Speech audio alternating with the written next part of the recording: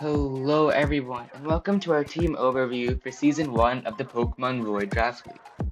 If you need a draft, here's how it works. Players take turns selecting Pokemon. In this case, we needed 10 to 12 to form a team. But once a Pokemon is drafted, no one else can pick it.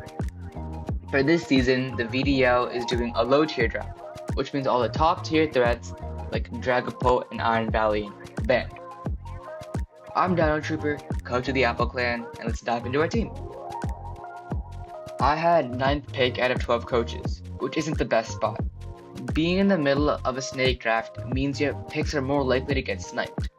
However, despite my positioning, I still got the Pokemon I wanted the most, the GOAT, Crocodile.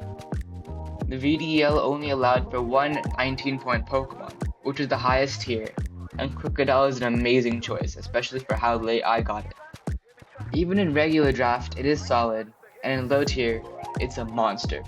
It has two really good abilities with Intimidate and Moxie, and a really niche ability in Anger Point. It can run so many sets, such as an Intimidate set with Stealth Rock, Taunt, Knockoff, and Dragon Tail for more of a supporting variant, or it could be a late game cleaner with the Scarf Moxie combination, strong stab, and coverage like Close Combat, Gunk Shot, and Aqua Tail. Next up, I grabbed a Mon that honestly should have been in the 19-point category, but since it was, we were able to pick it up, another insane Mon in Haxorus.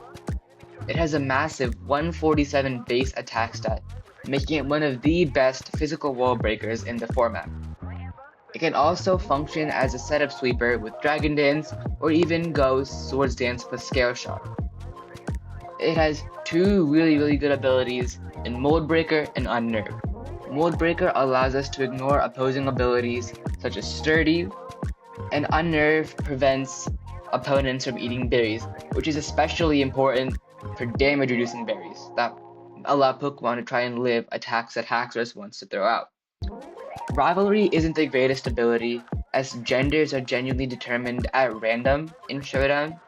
So, if a Pokemon has the opposite gender, so it lowers Haxorus' offensive potential, it makes Haxorus so much worse.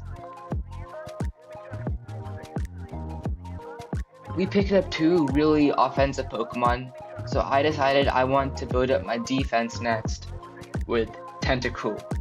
This jellyfish does so much for us.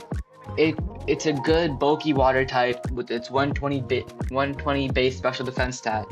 It provides us toxic spikes removal with it as being a grounded poison, and most important of all, in my opinion, it gets rapid spin. Hazards are super important in draft. So being able to remove the opponent's hazards on my side and keep my hazards on the opponent's side is really important. It also gets two pretty solid abilities with Clear Body and Liquid Ooze. Clear Body blocks stat drops, which is always nice, and Liquid Ooze punishes bulky Mon that want to set up stuff like Leech Seed. I decided I need a reliable fairy type, so I picked up Florges. It has a massive 154 base special defense stat, making it one of the best special walls in this format. It also gets Wish plus Baton Pass to help heal up teammates, or it can just synthesis up to heal itself immediately. I could even go with an offensive variant with Calm Mind plus its 112 base special attack stat, making it a dangerous cleaner. I decided to pick up my physical wall this time with Orthworm. Orthworm also provides a lot of roles for me. It's a steel type, it's a Pokemon immune to ground, a physical wall that can boost itself with Coil and Iron Defense, and then abuse its insane defense stat with Body Press, and it can set up hazards with Stealth Rock and Spikes. I've drafted Orthworm before, and it was really, really solid then, and I think it'll be really, really solid now. Next up, I drafted Kofagrigus. I mainly drafted Kofagrigus as a spin blocker, which means if the opponent tries to rapid spin, I'm a ghost type, so they can't, which forces them to keep hazards on their side of the field. It can also be run physically defensive or specially defensive, making it a huge nuisance to get rid of. It gets access to toxic spikes as hazards, or could just use status moves with toxic or will-o-wisp to help break down opponents. Even its ability Mummy can be really useful if a strong physical attacker makes contact with us, so we can remove their ability entirely. I decided to pick up my special sweeper next, in Roserade. With its 125 base special attack and strong stab options, with coverage like Dazzling Gleam and Shadow Ball, it forces opponents to have to bring their special walls. It gets the ability Natural Cure to shake off status moves, which is especially nice for Paralyzed, Freeze, or Sleep. And it gets Aromatherapy to heal all of its teammates of status conditions. It could even be run bulky with its 105 base special defense stat and access to moves like Spikes for hazards, Leech Seed, and Toxic. Next up, I drafted our first Terra Captain in Terra Glaceon.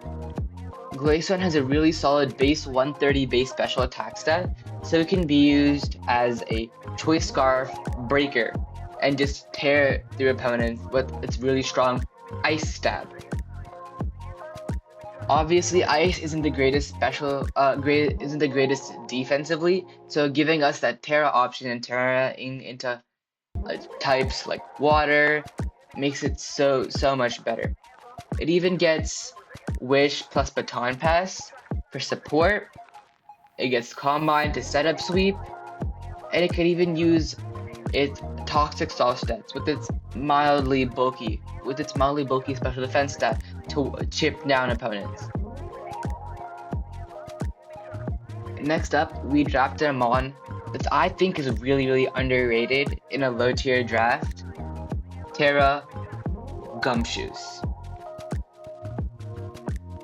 Terra Gumshoes is really solid with its stab normal type paired with the double stab from Terra and adaptability, which makes its double edges hit so hard and almost nothing wants to switch into it. It even has two other really solid abilities in Stakeout, which doubles damage against Pokemon switching in, which also works with momentum moves like U-turn, Volt Switch, or Flip Turn. Or it could use Strong Jaw, which boosts its biting moves like Crunch, Fire Fang, and Psychic Fangs. With 110 base attack stat, this mon hits so hard, and I think it's going to put in so much work this season.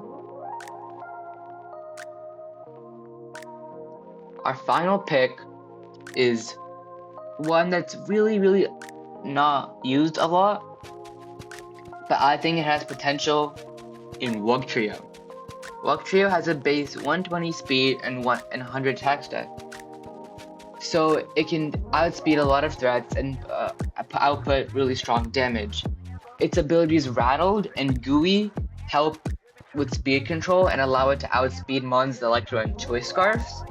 And its signature move, Triple Dive, is perfect for breaking Focus Sashes as it hits 3 times. While I don't expect it to do as much as a lot of the other members on this team, I think it can definitely put holes and help my cleaners just finish off the game. That wraps up the Apple Clans teams for Season 1 of the Pokemon Void Draft League. I'm really excited to use a lot of these mons, especially Crocodile and Haxorus, which I don't think I've ever used in a low tier draft before. I also really want to use Gumshoes. I think it has so much potential to just absolutely break. And I think it's going to be a mon that opponents don't expect to do a lot, but then it's just going to come in and they're going to be in a really bad position afterwards. Let me know what you guys think of the team down in the comments below, and thanks for watching. I'll see you all in week 1.